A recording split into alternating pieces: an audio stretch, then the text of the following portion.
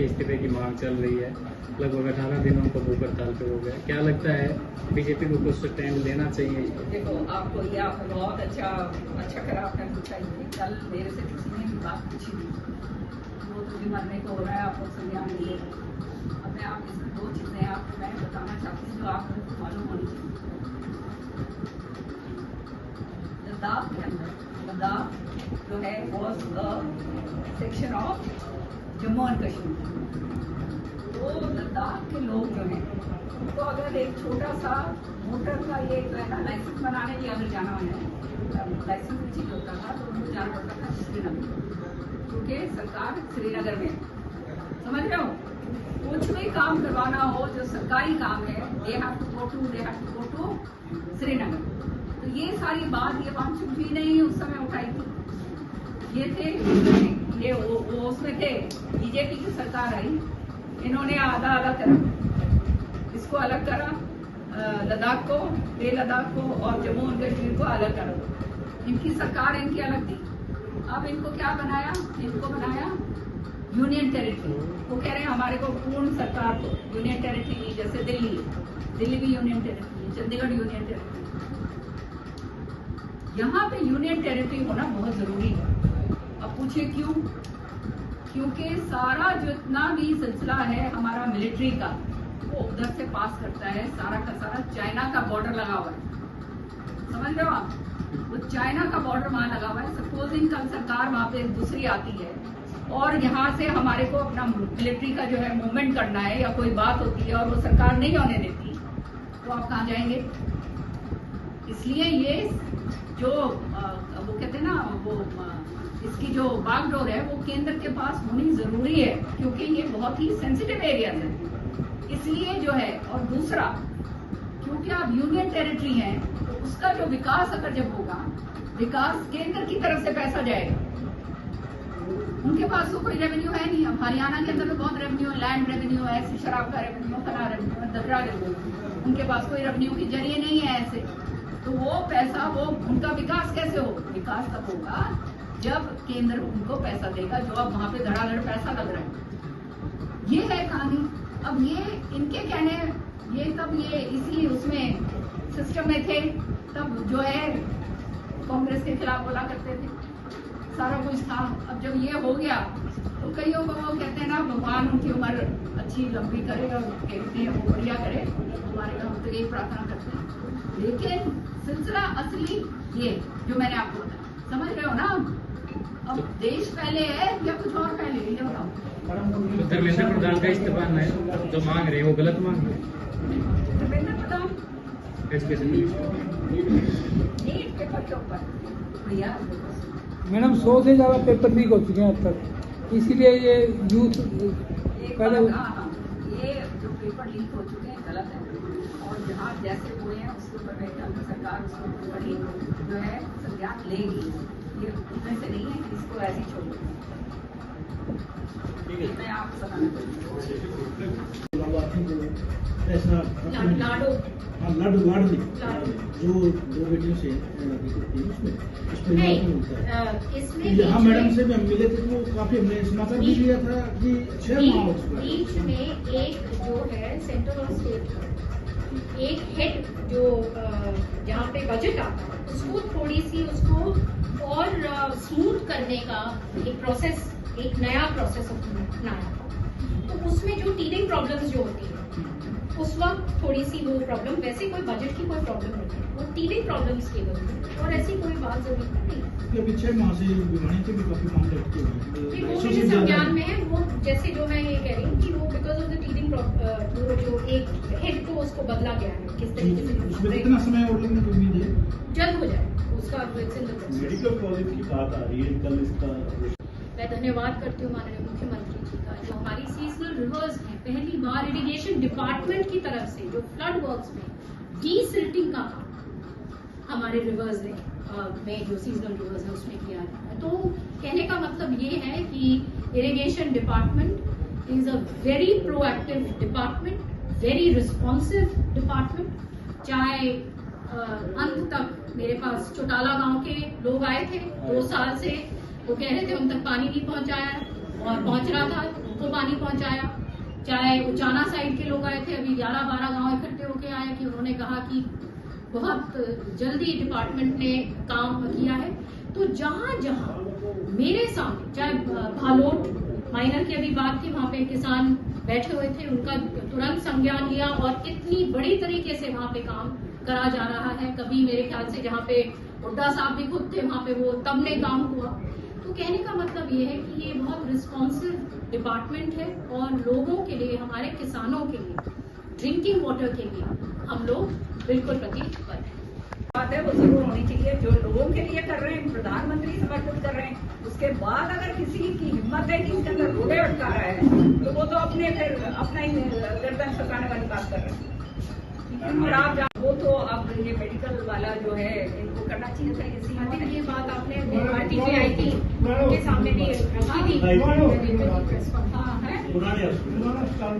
ठीक है, पुराने में चाहे नहीं, वही बात है ना, उनके सामने भी आई। तो वो तो कार्रवाई उन्होंने करवाई थी, जांच बिठा दी है ना, जांच बिठा दी है। और उसके ऊपर जो कॉन्ट्रैक्टर ने काम करा है उसके खिलाफ भी कार्रवाई हुई है, उसके खिलाफ FIR हुई है, नहीं हुई है? रिपोर्ट को पहले जांच हुई, जांच हो गई। डॉक्टरों ने मेडिकल कॉलेज अस्पताल के अंदर ऑपरेशन ही कर देती है। हाँ, गाँव OT में हमें ऑपरेशन करने नहीं दिए जाते, उन्होंने ऑपरेशन पुराने OT में चल रहे हैं। हाँ, इसीलिए जबकि चल रहे पुराने OT में, वो कहते हैं हमें वहाँ करने नहीं देते, उससे लोग परेशान हो रहे हैं। तो मतलब जो मेडिकल कॉलेज के जो डॉक्टर्स हैं वो वहाँ पर चौधरी बंसीलाल जी हॉस्पिटल के अंदर OT में काम नहीं कर पा रहे। एक दर्जन ऐसी टेक्निकल प्रॉब्लम आ रही तो है, ये जैसे पहले सिविल हॉस्पिटल में जो डॉक्टर ये आप रिलीव करके मेडिकल में भेजते ये तो मैं ये डॉक्टर एसोसिएशन को मैं कहूँगी कि ये अभी कल तक हम यहाँ पर हैं, हमारे को ला के दीजिए इस बात को, तो माननीय मुख्यमंत्री जी के और मंत्री जी के आगे हम लेकर जाएंगे कि इसके ऊपर तो कार्रवाई होनी चाहिए। क्योंकि जो भी इस तरह से इस मेडिकल कॉलेज के अंदर रोड़े अटकाने के चक्कर में कोई अफसर हो यहाँ पे या कोई दफ्तरी हो, वो हम नहीं बर्दाश्त करेंगे। गलत बात है। जो जनता के लिए समर्पित हो रहे हैं, प्रधानमंत्री जी आ रहे हैं समर्पित करने के लिए, और फिर केवल अपनी दुकानदारी चलाने के लिए ये अगर करा जा रहा है तो ये बर्दाश्त से बाहर है। और इसके ऊपर कार्रवाई मैं करूंगी, और जिसका नाम आ गया मैं खुलेआम उसका नाम बोलूंगी। कोऑर्डिनेशन ये हमारे डॉक्टरों को यहाँ नहीं आने दिया जाता है, यहाँ वालों को बाहर जाओ, उनके पर उन्होंने कर रखा है, आप यहाँ काम नहीं। लेकिन शिकायत भी चली है किसने कर रखा है? वहाँ जो अधिकारी उच्च अधिकारी उनकी तरफ से, कौन उच्च अधिकारी? मेडिकल कॉलेज का या इधर? दोनों तरफ से, दोनों अधिकारियों की आपस में चर्चा नहीं रहती। CMO की तरफ से भी रहा है और मेडिकल कॉलेज की तरफ से भी रहा है। कोऑर्डिनेशन न होने के चलते काम नहीं हो पा रहा है। दोनों नया डायरेक्टर लगेगा कल जाके, यहाँ का भी कोऑर्डिनेट करे बैठे भी काम डिस्टर्ब जब आपने एक अटैच कर दिया, जब एक अटैच कर दिया 2 बिल्डिंग, यहाँ पे एक डायरेक्टर रखना चाहिए और एक डायरेक्टर और CMO का कोऑर्डिनेशन नहीं, डायरेक्टर तो एजुकेशन का देखेगा। और दूसरा ऐसे है मैडम, डायरेक्ट जो डीन होता है वो तो देखता है एकेडमिक, और मेडिकल सुपरिटेंडेंट जो होता है वो देखता है ओवरऑल अस्पताल की पूरे की सुपरिटेंडेंट, MS कहते हैं मेडिकल सुपरिटेंडेंट। तो यहाँ पर दिक्कत क्या है कि मेडिकल सुपरिटेंडेंट की पोस्ट खाली है। करवाते हैं कि भाई ये जो है, मुझे मालूम है यही लोग हैं उंगली लगाने वाले कि भाई ये मर्ज हो रहा है क्योंकि इनकी दुकानदारियां बंद हो रही हैं। तो ये तो CMO से को तरफ करके उससे पूछा जाएगा क्यों ये कर रहे हैं, क्योंकि CMO साहब तो उधर जा नहीं सकते, उनका तो वो कहते हैं वो है नहीं, उसका जो क्राइटेरिया जो है वो तो डिपार्टमेंट में आएगा, उनका एजुकेशन में आएगा तो डायरेक्ट हाँ एजुकेशन में जो हेल्थ एजुकेशन का एक काम जरूर करिए। जो ये दिक्कत दिया है ना, प्लीज आपके जो संपर्क में होंगे ये डॉक्टर, इनको बोलो ये उसका जो है वो ये हमारे को भी दे दें, जो है ज्ञापन जो है हमारे को जरूर दे देंगे, ताकि जो है इसके ऊपर आगे कार्रवाई हम करें। और जो जायज बात है वो जरूर होनी चाहिए। जो लोगों के लिए कर रहे हैं, प्रधानमंत्री समर्पित कर रहे हैं, उसके बाद अगर किसी की हिम्मत है कि इसके अंदर रोड़े अटका रहा है तो वो तो अपने फिर अपना ही गर्दन छुपाने वाली बात कर रहे हैं। और आप हाँ देखो, एक महिला बनी है और हमारे माननीय प्रधानमंत्री जी का फोकस जो है वो महिलाओं पे है। ये हमारा सौभाग्य कि हम तो महिलाएं हैं। नहीं, मैं बता दूं महिला का पहले वो जहाँ तक जो है हमारी अध्यक्षा जी जो है बहुत ही केपेबल हैं, बहुत एक्सपीरियंस्ड हैं, संगठन का काम उन्होंने करा हुआ है, सबको साथ लेकर चलती हैं। तो ये तो हमारा सौभाग्य है कि हमारे को एक ऐसी महिला अध्यक्ष मिली है जो आने वाले समय में बीजेपी पार्टी का जो संगठन है उसको और मजबूत करके आगे सबको बढ़ाएगी। पारी और जो भी आते हैं वो थोड़े दिन तक तो कहते ना कांग्रेस वाले ही बता रहे थे मेरे को, मैं तो कांग्रेस वाले फोन करके मेरे को बताते रहते हैं, कहते जी थोड़े दिन ये ट्यून चलेगी, उसके बाद पता नहीं क्या हो जाता है, कहाँ पे जेब कहाँ हो जाती है, कहाँ पे मुंह हो जाता है, भगवान जाने। वो फिर उसके बाद जोड़ी बदल जाती है। और जो एक बहुत सीनियर नेता उसने मेरे को ये कहा परसों ही कि जो पुराना वाला जो प्रभारी है उसको अच्छा खिलवा जाता है, जो नया वाला है वो जो पहले वाला होता है ना वो उसके खिलाफ लगे रहते हैं, वो पर जो वो जब चला जाता है तो उसको अच्छा खिलवा देते हैं, तो नया आ रहा है और भी बद से बदतर आता है, ये उनका कहना। अब आगे तो भाई वो जाने, उनका काम जाने, हमारा कोई लेना देना पुराने हॉस्पिटल है, क्योंकि इसके ऊपर जो पक्ष है वो बहुत गुमराह करने की कोशिश करता है। और हमेशा मैं सुनती रहती हूँ कि जो जिनको पूरा इसका संज्ञान तो है नहीं और बोलते रहते हैं, लोगों को गुमराह करने की कोशिश करते रहते हैं विपक्ष वाले। सच्चाई ये है कि मर्ज का कोई सिलसिला ही नहीं है।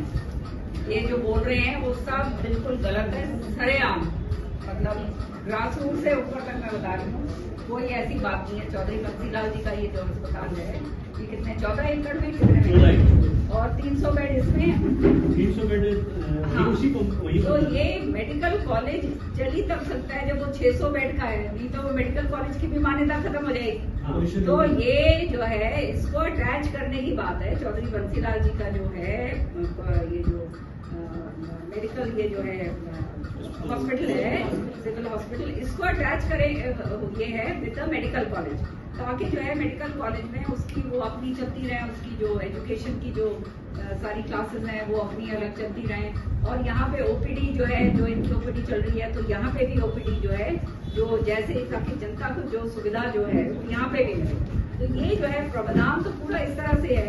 और अगर कोई यूँ कहता है कि जो है इसको मर्ज करा जाएगा, वो सरेआम झूठा नंबर 1। और क्या कहते हैं उसको, तो जनता को गुमराह करने के लिए उसके खिलाफ तो कार्रवाई करनी चाहिए। सच्चाई है ये।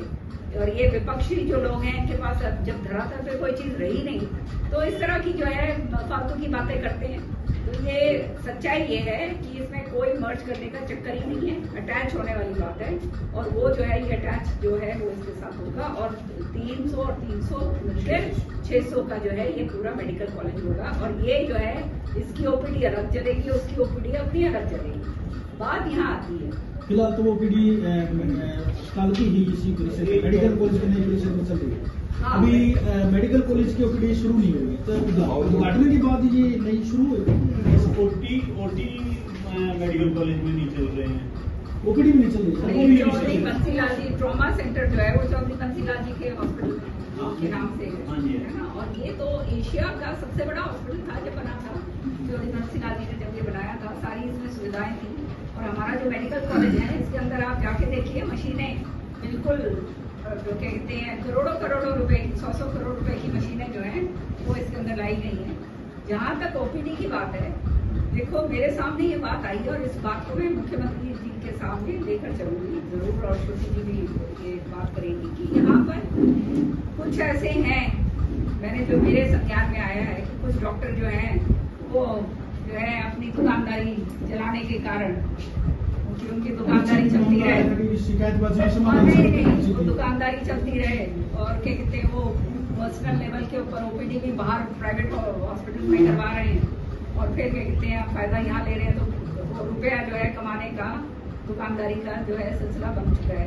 कहीं दूसरी बात ये है कुछ लोग ऐसे हैं जिनकी वो जो है वो क्राइटेरिया फुलफिल नहीं करते, जो कहते मेडिकल कॉलेज का जो क्राइटेरिया होना चाहिए, तो उनको इस बात का तकलीफ है कि भाई हम कहीं के नहीं रहेंगे। तो ये चक्कर के अंदर जो है इन्होंने भिवानी मेडिकल कॉलेज को बिल्कुल इसमें फंसा के छोड़ दिया। लेकिन अब जो है ये मेरे संज्ञान में ये बात आई है और माननीय मुख्यमंत्री जी से मैं बात करूँगी। और जो ये ऐसे उल्टे काम जो कर रहे हैं उनके खिलाफ कार्रवाई करवाएंगे। मेरे ख्याल में कितने साल हो गए, 60-70 साल, 50, अरे मैं 45 ईयर्स तो मेरे को हो गए राजनीति में, 60-70 साल हो गए। 60-70 साल पे जो काम करा था वही चलता आया। 60-70 साल कोई छोटा वो नहीं होता, मतलब बहुत लंबा पीरियड है, वही चलता आया। और उनका जो किया हुआ काम था उसके ऊपर किसी ने एक छोटी ईंट नहीं लगाई।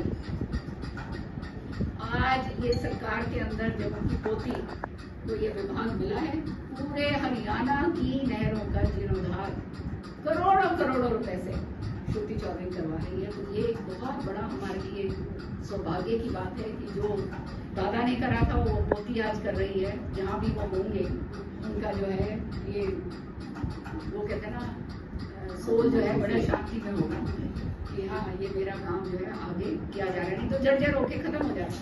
धन्यवाद करते हैं हम अपने मुख्यमंत्री जी का, जिन्होंने कभी चूं ही नहीं करी। जब आती है बात पानी की और इसकी तो एकदम तुरंत जो है पैसे देते हैं, सारा कुछ हम उनका धन्यवाद करते हैं। तो ये तो सारा डिटेल आपको श्रुति जी बताएंगे।